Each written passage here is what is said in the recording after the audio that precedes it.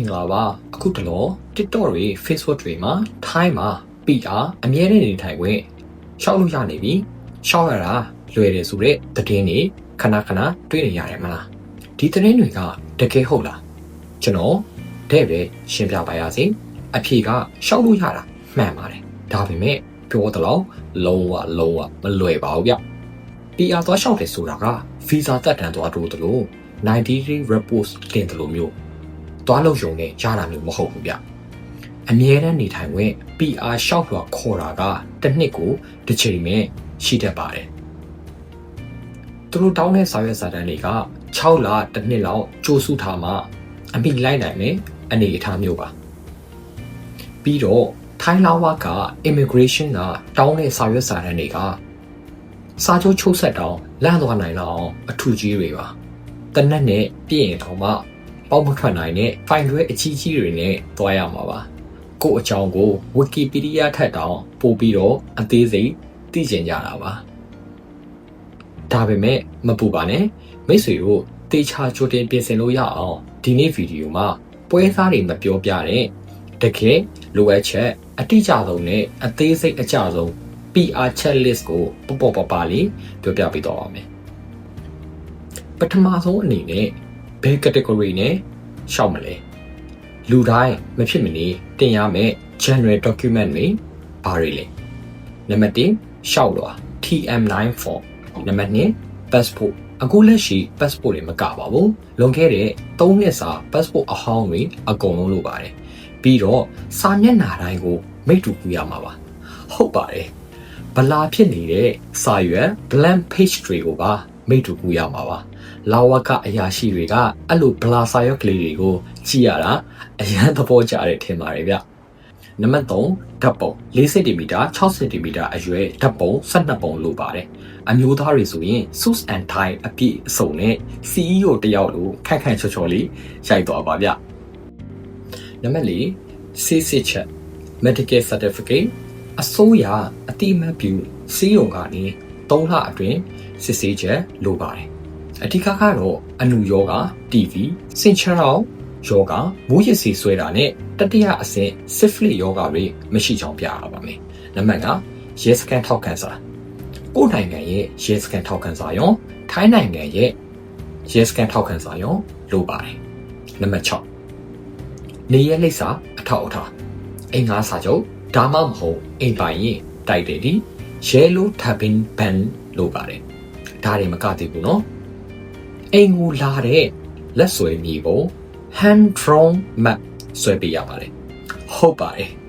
Google Map တွေ GPS တွေပေါ်နေတဲ့ခေတ်ကြီးမှာတော့မှဘောပန်နဲ့လမ်းကြိုးတွေတေချာဆွဲပေးရမှာပါပြီးရင်အိမ်ရှိဆိုင်ပုံမှာရက်နေတဲ့ပုံအိမ်ထဲမှာထိုင်နေတဲ့ပုံတွေပါရိုက်ရပါသေးတယ်နံပါတ်9 CV နဲ့ပညာအရေးချင်းကိုယ့်ရဲ့ပညာရေးအလုပ်ကိုင်ရဆုံးတွေကို CV အပြည့်အစုံရေးရမယ်အပြင်ဘွဲလက်မှတ်တွေကိုထိုင်းလိုဘာသာပြန်ပြီးတော့တရားဝင် legalize လုပ်ရပါမယ်ဒုတိယအပိုင်းကိုကဘယ်လမ်းကြောင်းနဲ့ရှောက်ပါလဲအလုပ်ကိုင်စီးပွားရေး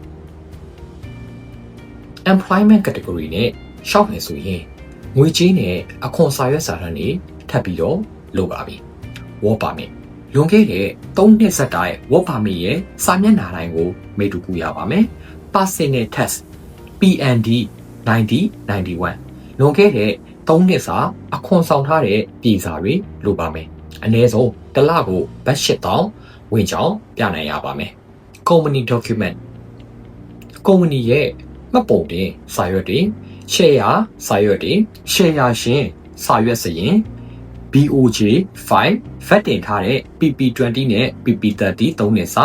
ကုမ္ပဏီအခွန် PND 50 3နှစ်စာနဲ့လူမှုဖူလုံရေး Social Security စာရွက်တွေလိုပါမယ်ပြီးရင်အလုပ်စပွဲမှာတကယ်အလုပ်လုပ်နေတဲ့ပုံတွေရိုက်ရပါမယ်ဒီဖုန်းမှာအသေးအတန်အလုပ်လုပ်နေတဲ့ပုံမျိုး ID ခံပြီးရိုက်လိုက်တော့ Family and Investment Categories ထိုင်းနိုင်ငံသားနဲ့အိမ်ထောင်ချထားတဲ့သူ Marriage Category ဆိုရင်ရော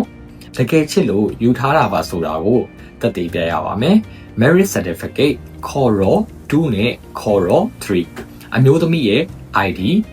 ပ်ပြီးဘန်းနဲ့ကလေးရှိရင်ကလေးရဲ့မွေးစရင်လိုပါမယ်ပြီးရင်မိသားစုဓာတ်ပုံအများကြီးလိုပါတယ်မင်္ဂလာဆောင်သောပုံတွေအိမ်ရှိမှာဖတ်ပြီးရိုက်ထားတဲ့ပုံတွေဟင်းအတူတူချက်စားတဲ့ပုံတွေဒါတွေလိုပါတယ်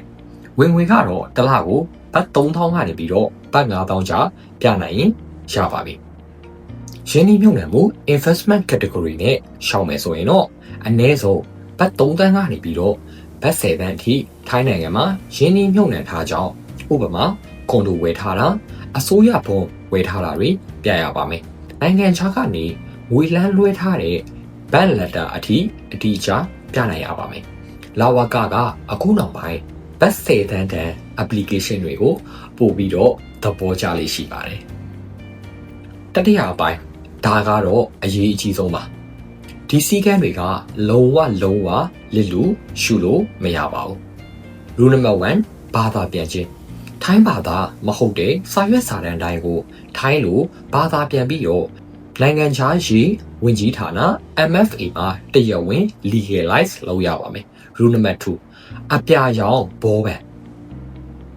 မိတ္တူစာရွက်တိုင်းကိုယ်တိုင်လက်မှတ်ထိုးရမယ်မှတ်ထားတော့တိုင်အောင်ဘောပန်နဲ့ပဲထိုးရမှာပါအနက်ရောင်နဲ့ထိုးမိရင်တော့အစားကနေပြန်ထိုးရမှာမို့လို့လက်ကောက်ဝစ်တွေညောင်းဖို့ကြိုတင်ပြင်ဆင်ထားလိုက်ပါ Rule number 3တက်တည်များလာဝကရုံးကိုတွားရင်ဆွေမျိုးမဟုတ်တဲ့ထိုင်းတငယ်ချင်း2ယောက်3ယောက်တက်တည်အဖြစ်ခေါ်သွားရပါမယ်အခုခနေ့ကထိုင်းတငယ်ချင်းတွေကိုမူကထလေးဗာလေးကျွေးပြီးတော့စီယုံထားကြအောင်တော့ Rule number 4ဖိုင်ရွဲများလာဝကရုံးကစာရွက်စာတမ်းတွေကိုအနီရောင်ဖိုင်ရွဲကြီးတွေနဲ့စနစ်တကျထပ်ကလေးတွေခွဲပြီးတော့ထည့်ခိုင်းပါလိမ့်မယ်သူတို့မခိုင်းမဲ့စာရွက်တွေကိုစက်တက်ပလာတွားပြီးတော့မနှိမ့်မိပါစေနဲ့ကဲမိတ်ဆွေတို့ရေထိုင်းမှာပီယာရှောက်ရတာရှုပ်ထွေးသလိုရှိပေမဲ့တခါရသွားရင်တစ်သက်လုံးရက်90သတင်းပို့စရာမလိုတော့ဘူးဝေါ်ပါမစ်တွေဗီဇာတွေခဏတက်တန်တိုးစရာမလိုတော့တဲ့အတွက်တကယ်ကိုတန်နေရင်းနှီးမြှုပ်နှံမှုတစ်ခုပါလာဝကအရာရှိကလူတစ်ယောက်ချင်းစီရဲ့ background အပေါ်မှာမူတည်ပြီးတော့တောင်းရမ်းမဲ့အသေးစိတ်စာရွက်စာတမ်းလေးတွေရှိပါသေးတယ်ကဲအားလုံးပဲအဆင်ပြေကြပါစေကျွန်တော်ကောင်းမြတ်ပါမင်္ဂလာရှိတဲ့နေ့လေးဖြစ်ပါစေဗျ